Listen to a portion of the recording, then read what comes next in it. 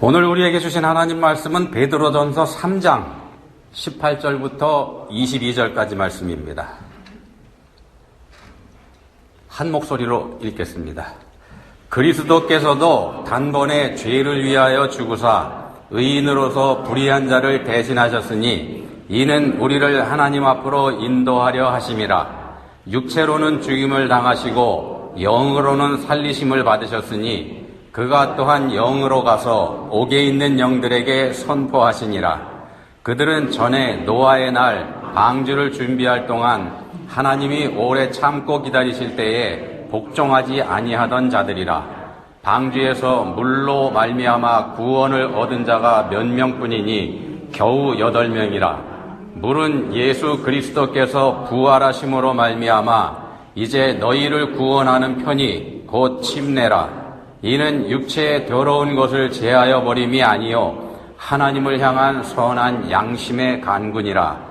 그는 하늘에 오르사 하나님 우편에 계시니 천사들과 권세들과 능력들이 그에게 복종하느니라. 아멘. 예, 백세 철학자라는 별명을 가진 분 계시죠? 예. 1920년생이십니다. 그래서 금년에 우리 나이로 102살 되신 분인데 연세대학교 명예교수이신 김용석 교수님이죠. 자, 이분이 몇몇 친구분들하고 연배가 비슷한 분들입니다. 서로 의견을 나누었답니다. 연배가 비슷하시니까 생전에 계시지는 않고요. 아직은. 그러니까 꽤 전입니다.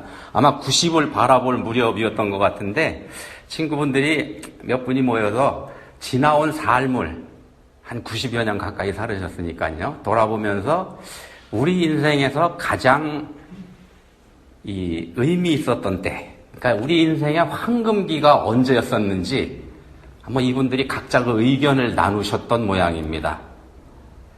인생의 황금기 언제일 것 같습니까? 여러분 생각에는? 이분도 저 한국에서 유명한 철학자이십니다만 친구분들도 다 한국이 인정하는 대표적인 지성들이죠. 이런 분들이 어떤 말씀을 나누셨을까요? 우리 인생의 황금기, 여러분은 언제, 몇 살 때쯤일 것 같습니까? 여러분들은 몇 살 때가 인생의 황금기이셨습니까? 자, 이분들이 의견이 모아진 나이는 거의 만장일치인 모양입니다. 언제쯤이냐 하면 75세. 그때가 이분들의 인생의 황금기였었다. 이런 결론을 내렸답니다. 전부 다 그런 말씀을 하셨던 모양입니다. 은퇴하고 나서도 한참 지났을 때죠. 그때가 인생의 황금기였었다 그럽니다. 김영숙 교수님은요, 뭐라고 하는가 하면은 60세 무렵이 인생을 다시 시작하는 시기다. 이렇게 말씀합니다. 다른 삶 또는 제2의 인생 이렇게 말하죠. 그렇게 말할 수도 있는데 60세 무렵이 그거 다시 시작하는 때라는 겁니다. 그래서 이분 말씀합니다. 60세부터 공부해야 한다. 왜 그러냐 하면은 새로운 삶을 시작하는 거니까요. 시작하는 거니까 그 삶에 대해서 공부하는 것 당연하다는 겁니다. 자, 한 번은 이 어른들이 모여서 말씀을 나눌 때 후배 교수 중에서 아무개 교수가 요번에 회갑이 돼가지고 아마 제자들이 뭘 이렇게 하는 모양이라고 그런 얘기를 했었던 모양입니다. 그랬더니 그 중에서 어떤 한 분이 대뜸 이런 말씀을 하더랍니다. 아무개 교수가 회갑이 됐대. 그러니까는, 아무개가 회갑이 됐다고? 그 친구 아직 철도 안 들었는데?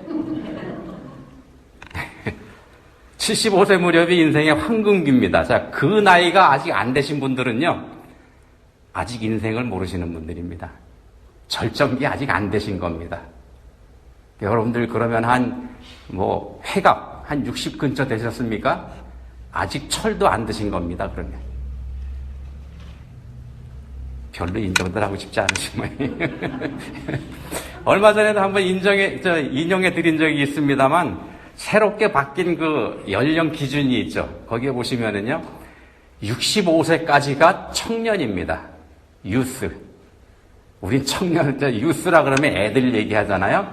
65세까지가 유스입니다. 그리고 66부터 79세가 중년, 미들에이지. 80이 넘어가야 노년입니다. 시니어. 그때부터 시니어입니다. 80부터 99세까지. 자, 정리해보면은요, 사람의 삶은 60세 무렵에 다시 시작이 됩니다. 그때까지 살아온 삶과 그 이후의 삶의 패턴이 많이 달라지기 때문에 그렇습니다. 많이 달라집니다. 일 중심으로 거의 일만 하면서 살았던 삶에서 패턴이 달라지는 겁니다. 은퇴하는 시기가 되기 때문에 그러고요. 특히 이제 사회활동하셨던 분들은 많이 달라지고, 은퇴하면서 확 달라지죠. 그리고 가정에서는 가정의 중심이었다가 주변으로 밀려나는 시기가 이때입니다. 남자건 여자건. 자, 이 시기에 자신의 삶을 어떻게 규정하는지에 따라서 그 이후의 삶에 많은 영향을 받는다는 겁니다. 자, 그런 때 공부를 시작해야 한다. 이런 충고의 말씀을 김영석 교수님이 합니다. 100세 철학자가. 한번 생각해 보시면 좋겠습니다. 자, 우리 기독교에서는 거듭난다 이런 표현을 하죠. 거듭난다. 예수님 믿기 이전의 삶과 예수님을 믿고 난 이후의 삶, 이게 완전히 달라지기 때문에 그렇게 표현하지 않습니까? 사람이 새로 태어나는 것처럼 완전히 달라진 삶을 살기 때문에 거듭난다 이런 말씀을 합니다. 그런데 이 거듭난다는 표현은 예수님께서 하신 표현입니다.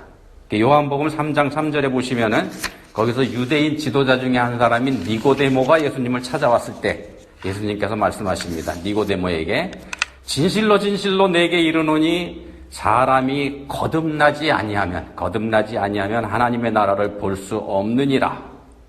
하나님 나라를 볼 수 있는 조건이 거듭나는 겁니다.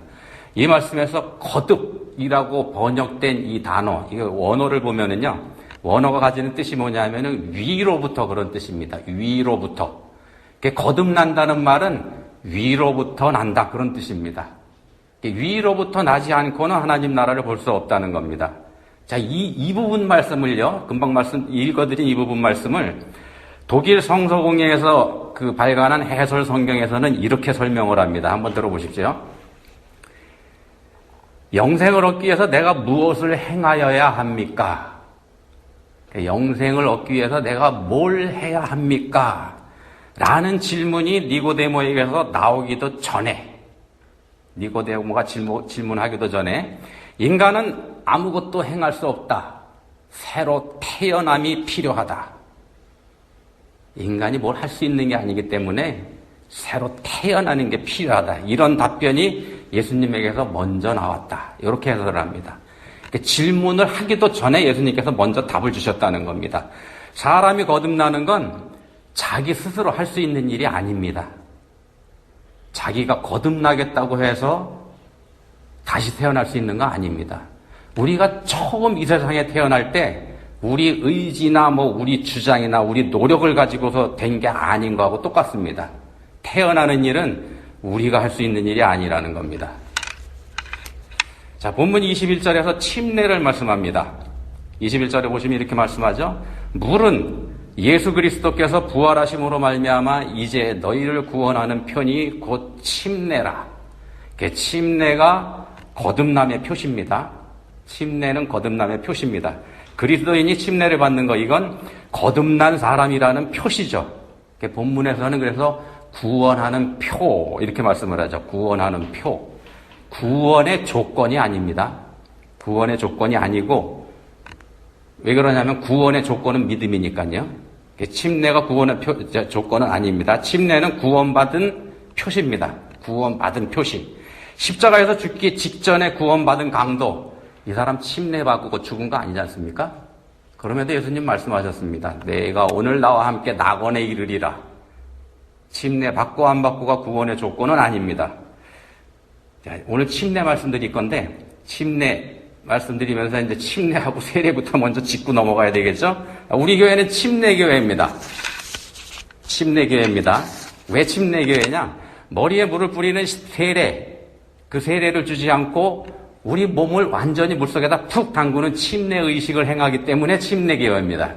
그래서 침례교회입니다. 다른 건 없습니다. 왜 그렇게 하는가?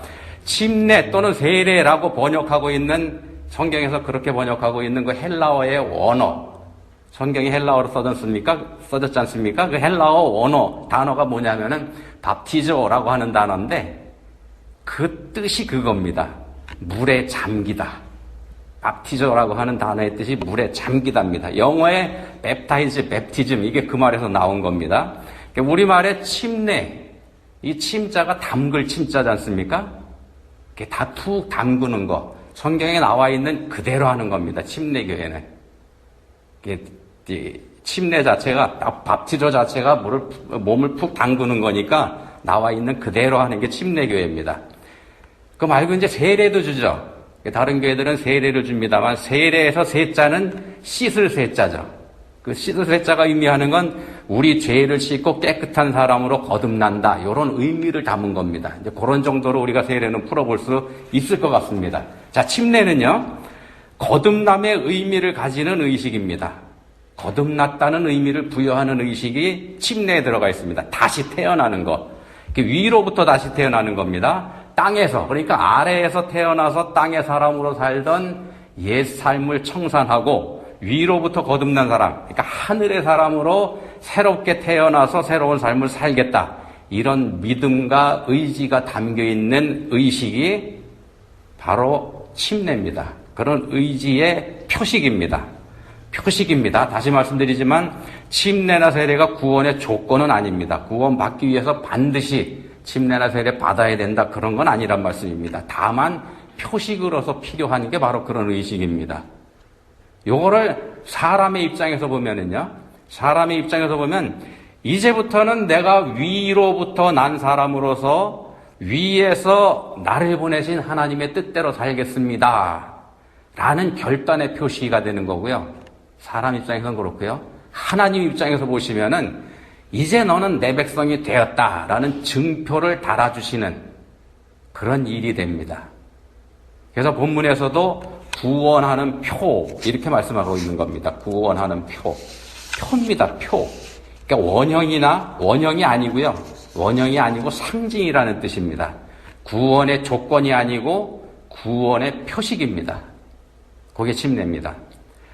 자, 침례나 세례로 번역하는 그 원어 밥티저, 이게 사람 몸을 물에다가 푹 담그는 거다 이렇게 말씀드렸는데, 사람이 몸을 물속에 푹 담근다는 건 뭘 뜻하는가 하면은요, 죽는 걸 뜻합니다. 사람은 물속에 들어가서 숨 못 쉬지 않습니까?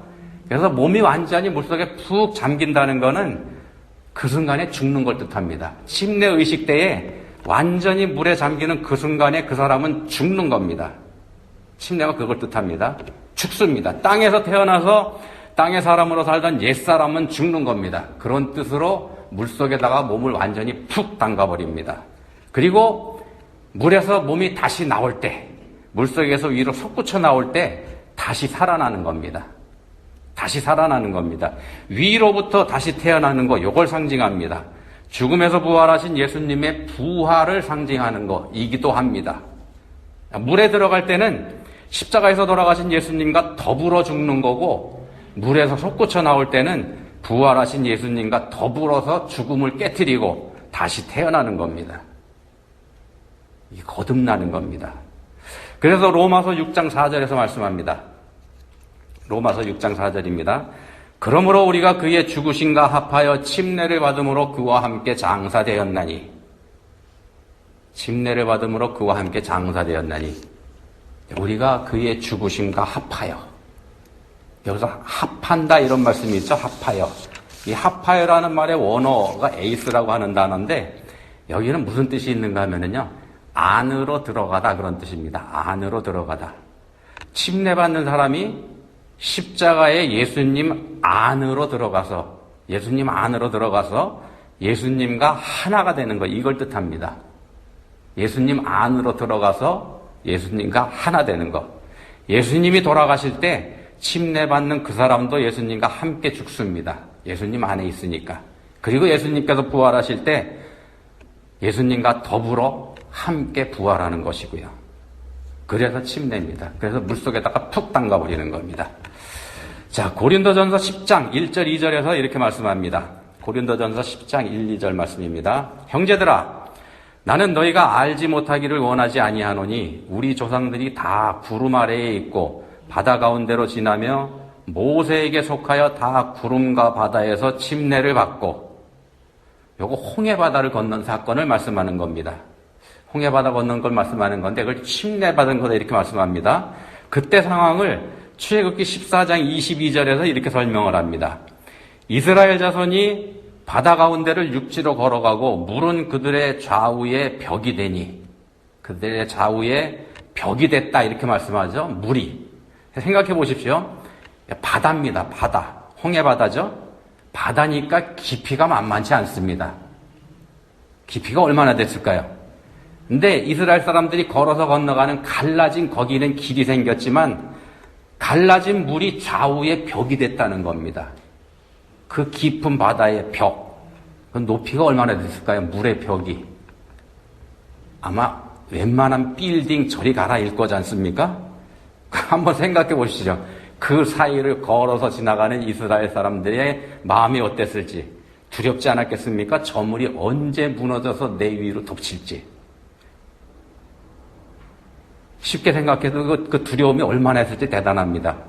그래서 히브리 11장 29절에서 이걸 믿음으로 행한 일 이렇게 평가합니다. 히브리 11장 29절. 믿음으로 그들은 홍해를 육지같이 건넜으나 이렇게 말씀하죠. 믿음으로 홍해를 육지같이 건넜다. 갈라진 홍해바다에 들어선 이스라엘 사람들은 죽음을 각오한 겁니다. 죽음을 각오하고 갈라진 홍해바다로 들어갔다는 겁니다. 그냥 슬슬 놀면서 노래 부르면서 들어간 거 아니라는 겁니다. 이게 사실은 뒤에서 이집트 군대가 쫓아오고 있기 때문에 선택의 여지가 없긴 했겠습니다만 그럼에도 불구하고 하나님께서는 이들이 바닷속으로 걸어 들어간 걸 믿음의 행함으로 인정을 하신다는 겁니다. 이런 게 믿음의 행함입니다. 세상을 상징하는 애굽 쪽에서 이 사람을 보면은요, 애굽은 죄된 세상을 상징하지 않습니까? 그 애굽 쪽에서 이 사람들을 바라보면은 이 사람들은 죽는 겁니다. 죽음의 바닷속으로 걸어 들어갔으니까. 바닷속으로 들어가 버렸지 않습니까? 안 보입니다. 애굽 쪽에서 보면 이 사람들 죽은 겁니다. 그렇지만 반대편 바다 건너편에 있는 시내 반도 쪽에서 이 사람들을 보면은요, 한 민족이 죽음의 바다에서 살아서 나오는 겁니다. 전혀 반대죠. 이걸 이사야 63장 11절에서 이렇게 묘사를 합니다. 이사야 63장 11절입니다. 백성이 옛적 모세의 때를 기억하여 이르되 백성과 양떼의 목자를 바다에서 올라오게 하시니가 이제 어디 계시냐? 그들 가운데 성령을 두신 이가 이제 어디 계시냐? 이 말씀이 사실은요, 하나님은 어디 계시냐고 이스라엘 사람들이 빈정대면서 하는 말입니다만, 그렇긴 합니다만 이게 팩트입니다. 역사적인 사실이죠. 이 사람들의 조상들이 물을 통해서 거듭난 거, 그걸 이 사람들은 빈정대고 있지만 자기들 입으로 증거하고 있다는 겁니다. 홍해를 건너므로 인해서 죄와 사망이 권세를 잡은 죄된 세상에서 살던 옛사람은 죽어버리고, 그걸 상징하는 애굽에서 살던 그 옛사람은 죽어버리고 하나님께서 새 생명을 주신 하나님의 백성으로 다시 태어나는 겁니다. 죄된 세상을 상징하는 이집트에서 해방이 돼서, 애굽에서 해방이 돼서 구원의 땅으로 향하는 광야에 들어선 것을 이렇게 묘사하고 있다는 겁니다. 여기서 갈라진 홍해바다, 이 갈라진 홍해바다가 갈라졌지 않습니까? 이 갈라진 걸 우리를 위해 몸이 찢겨서 붉은 피를 흘리신 예수님의 몸을 상징하기도 합니다. 갈라진 걸 예수님의 몸이 찢긴 거.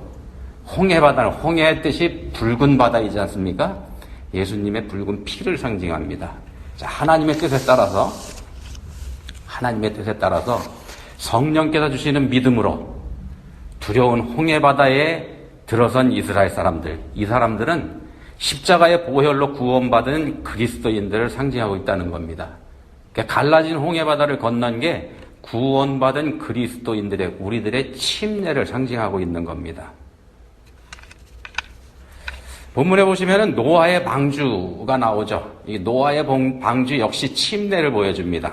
그 방주가 예수 그리스도를 상징합니다. 방주가 예수님입니다. 노아 때 보시면은요, 하나님께서 물로 심판하셨지 않습니까? 세상을. 그렇게 세상을 심판하실 때 멸망하는 그 세상 가운데서 구원받을 수 있는 유일한 길은 딱 하나의 길은 방주 안에 들어가는 거였었습니다. 그것뿐이었었습니다. 다른 길은 없었죠. 그래서 믿음으로 방주에 들어간 사람들, 노아의 가족들만 그렇게 했습니다. 이 사람들만 구원받았지 않습니까? 노아가 방주에 들어갈 때 그때 상황을 가만히 보시면은요, 들어가던 그 당시에는 비 한 방울 오지 않았었습니다. 들어가서 일주일 지난 다음부터 비가 오기 시작을 했었죠. 한번 생각해 보십시오. 이 사람들이 방주에 들어갈 때도 그렇고 들어가서 일주일 동안 방주, 어두컴컴한 그 방주 안에서 머물고 있을 때 이 사람들 기분이 어땠을까요? 무슨 생각을 하고 있었을까? 내가 왜 이러고 있나 그런 생각 안 들었을까요? 이런 것들도 하나님께서는 믿음의 행함으로 인정해 주신다는 겁니다. 자, 비가 내리고 온 세상이 물로 덮였을 때 그 방주가 물에서 위로 떠올랐습니다. 물에 둥둥 뜨죠. 물이 방주를 띄웠습니다. 물이 방주를 띄웁니다. 방주 밖의 세상에서 물은 심판과 죽음입니다. 그렇지만 방주 안에서의 물은 생명과 구원입니다. 같은 물이지만 전혀 다르다는 겁니다. 앞에서 말씀드린 로마서 6장 4절, 우리가 그의 죽으심과 합하여 침례를 받음으로 라는 말씀에서 합하여가 예수 그리스도 안으로 들어가는 거다 이 말씀을 드렸는데, 예수 그리스도를 상징하는 방주 안으로 들어갔을 때 구원받는 것, 이걸 뜻한다는 겁니다. 예수 그리스도를 상징하는 방주 안에 들어가야 구원받습니다. 다른 길은 없습니다. 세상 모든 사람들을 죽음으로 몰아넣는 물이, 그 물이 방주를 밀어 올려서 오히려 생명을 구하는 역할을 해줍니다. 이게 바로 예수 그리스도 안에 있으면 모든 것이 합력하여 선을 이루는 게 됩니다. 우리가 잘 아는 말씀이죠. 자, 이 노아의 홍수가 침례를 뜻합니다. 본문에서 그렇게 말씀하죠. 노아의 홍수가 침례를 뜻합니다. 죽음의 물에서 새 생명을 얻는 것이기 때문에 그렇습니다. 심판받는 사람들에게는 죽음이지만 구원받는 사람들에게는 생명입니다. 새 생명입니다. 방주에 들어가기 전에 노아의 가족들, 그리고 방주에서 나온 이후에 노아의 가족들, 완전히 다른 세상입니다. 노아의 가족들이 방주 안에 들어가기 전, 들어가서 거기서 나왔을 때 세상은 완전히 달라졌습니다. 이 사람들이 거듭난 셈이라는 겁니다. 사람은 그대로지만 완전히 거듭났습니다. 심판 이전의 세상, 심판 이후의 세상 완전히 달라졌지 않습니까? 하나님께서 물로다가 세상을 완전히 뒤집어 엎으셨습니다. 코로 숨쉬는 것 중에 살아남은 생명체 하나도 없습니다. 오직 방주 안에 들어갔던 것들만 지금 남아있죠. 자, 마지막 때, 하나님께서 마지막 때 세상을 심판하실 때, 그때에도 예수 그리스도 안에 거하는 영혼만이 살아남게 된다는 겁니다. 방주 밖에는 생명이 없었던 것처럼, 방주 바깥에서는 생명 구할 존재가 아무것도 없었던 것처럼, 마지막 때에도 예수 그리스도 밖에서는 구원받을 영혼이 하나도 없습니다. 그걸 보여줍니다. 자, 창세기 7장 16절에서 이렇게 말씀합니다. 창세기 7장 16절입니다. 방주로 들어갔으니 들어간 것들은 모든 것의 암수라. 하나님이 그에게 명하신 대로 들어가매 여호와께서 그를 들여보내고 문을 닫으시니라. 여기서 말씀합니다. 하나님이 명하신 대로 들어가매 여호와께서 문을 닫으시니라. 이게 택해서 방주에 들여보내신 분도 하나님이시고 방주의 문을 닫으신 분도 하나님입니다. 방주의 문 노아가 닫은 거 아닙니다. 하나님이 닫으셨습니다. 하나님께서 택해서 택한 사람들과 짐승들을 들여보내셨고, 그리고 하나님께서 문을 닫으셨습니다. 하나님께서 다 하셨다는 겁니다. 우리의 구원이 전적으로 하나님의 뜻과 그분의 은혜로 되는 거, 요걸 보여주는 겁니다. 사람이 한 거 아닙니다. 자기들이 구원받은 거 아니라는 겁니다. 노아의 가족들도. 사람이 한 일은 그냥 말씀에 순종한 거, 그것뿐입니다. 노아가 순종했죠. 그것뿐입니다. 근데 그걸 우리가 믿음, 이렇게 얘기합니다. 그걸 가리켜서 믿음이라고 하는 겁니다. 믿음으로 구원받죠. 자, 우리가 잘 아는 위대한 과학자 아인슈타인 박사 있습니다. 이분 과학자입니다. 과학자인데 이분은 이런 말을 합니다. 과학자에게 필요한 게 가장 기본적인 소양이 뭔가? 믿음이라 그럽니다. 이분은. 과학자에게 필요한 가장 기본적인 소양이 믿음이다. 믿어야 과학할 수 있다는 겁니다. 근데 이분은 이런 말씀도 합니다. 사람에게 있어서 가장 불행한 건 믿음이 없는 거다. 믿음이 없는 게 가장 불행하다는 겁니다. 그래서 믿어지는 거, 그러니까 믿음이 생기는 거, 이게 복입니다. 믿어지는 게 복입니다. 믿게 된 게 곧 하나님의 은혜고요. 믿는 사람들은 다 그런 하나님의 은혜를 입은 사람들입니다. 자, 그러면은 그렇게 하나님의 은혜로 믿고 구원받은 사람들, 이 자리에 있는 우리들 다 해당이 되죠. 함께 예배드리는 모든 분들이 다 거기에 해당이 됩니다. 자, 그런 우리들은 해야 될 일이 뭔가? 구원받은 사람의 몫은요, 은혜 받은 자로서의 합당한 삶을 사는 겁니다. 은혜 받은 자다운 삶을 사는 것. 이게 구원받은 사람의 의무입니다. 본문 18절에서 말씀합니다. 그리스도께서도 단번에 죄를 위하여 죽으사 의인으로서 불의한 자를 대신하셨으니 이는 우리를 하나님 앞으로 인도하려 하심이라.